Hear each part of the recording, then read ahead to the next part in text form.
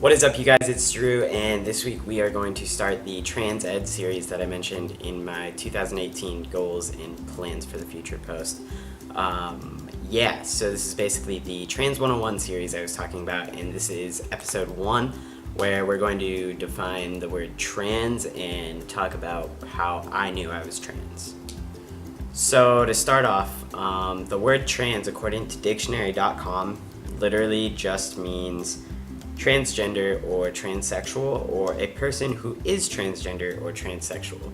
So not super helpful, but the word transgender means noting or relating to a person whose gender identity does not correspond to that person's biological sex assigned at birth, or noting or relating to a person who does not conform to societal gender norms or rules. And I think those are both really good definitions. I think that's really all-encompassing. If you guys have questions about that or want me to explain that a little bit more, go ahead and leave it down in the comments or on any of my social media, and I will respond as best as I can.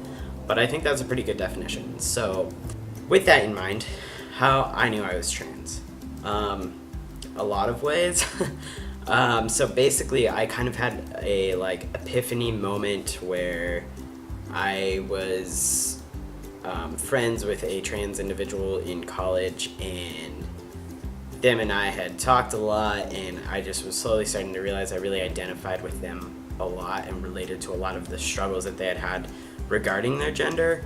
And so I just kind of had this moment of that's me, that's who I am, what's my next step? But once I kind of had that, I started, looking back and at my life and realizing there were all these clues beforehand too. So when I was little, I basically refused to wear anything from the girls department. I really hated it. I remember I had these one specific pair of pants that were they zipped off into shorts, and they were boys, and they were my favorite pair of pants / shorts. And I wore them as often as I possibly could. And also I wore them way longer than I should have as far as size goes. They were way too small when I finally got rid of them. But yeah, so stuff like that. I always wore baseball hats and just unisex t-shirts and jeans, or basketball shorts I tried to wear a lot. Pretty much anything more masculine leaning. In middle school, I started wearing more feminine things because that was kind of what everybody else around me was doing, but I really hated it, and I was really uncomfortable, and I just didn't feel good in general. So so clothing. Also, when I was really young, I had a really short haircut, and I was mistaken for a boy a lot, and looking back, that never made me uncomfortable. I never felt weird about it. I never corrected people. I would just say my name was AJ if I could, because that was my nickname, and it's obviously gender neutral. So that would happen a lot. I played a lot of sports, but specifically I played baseball. That's not to say that girls can't play sports. That's not what I'm getting at. But what I'm getting at is I played baseball literally until my mom told me, "You're too old to play with the boys now, you have to play softball," and I was then I quit. I just generally, I was kind of mentioning, had a discomfort with being feminine. I really didn't like being a girlfriend to boys. I just felt uncomfortable. That's really the best way that I can describe it.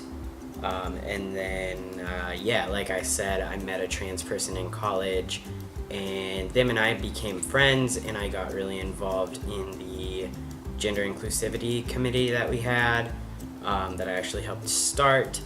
And it was just through talking with that friend of mine and realizing a lot of their struggles, a lot of the dysphoria that they experience, and dysphoria is a word we'll talk about in a later episode for sure. We just related a lot on a lot of those things. And then I started to search online. I started to search YouTube and Tumblr, just for transgender and transmasculine, those kind of things. And the more I read people's stories or heard people's stories, the more I was like, yeah, that's definitely me. So there was obviously a lot more that went into it.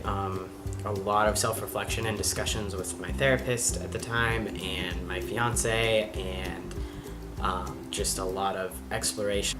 Yeah, now here we are. I'm almost 2 years on T. I live my life as a guy, and I love it. It's awesome. So yeah.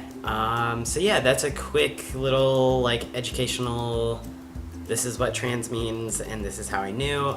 It's definitely just my story and my experience, my journey. Everybody has a different journey. We might have similarities, our paths might cross at certain points, but don't expect just because that was my journey, that's what yours will be too. And if you are someone who's questioning their gender and trying to determine what your label is, take a deep breath and know you don't have to choose a label, although I know for me that was a big thing because it just made me feel validated. So I hope that you find your label, whatever that is, and my biggest piece of advice is just to listen to your heart, because you know your truth and you know your answer already.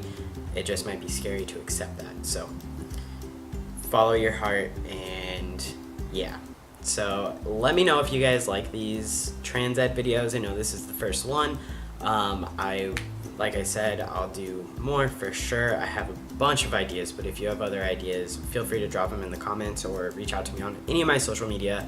And yeah, I'll probably make that happen. So yeah, that's it for today. I hope you guys enjoyed this. Be sure to like this video and subscribe for all the next videos, TransEd or not. Yeah, have an awesome day, and I'll see you guys next time. Bye, guys.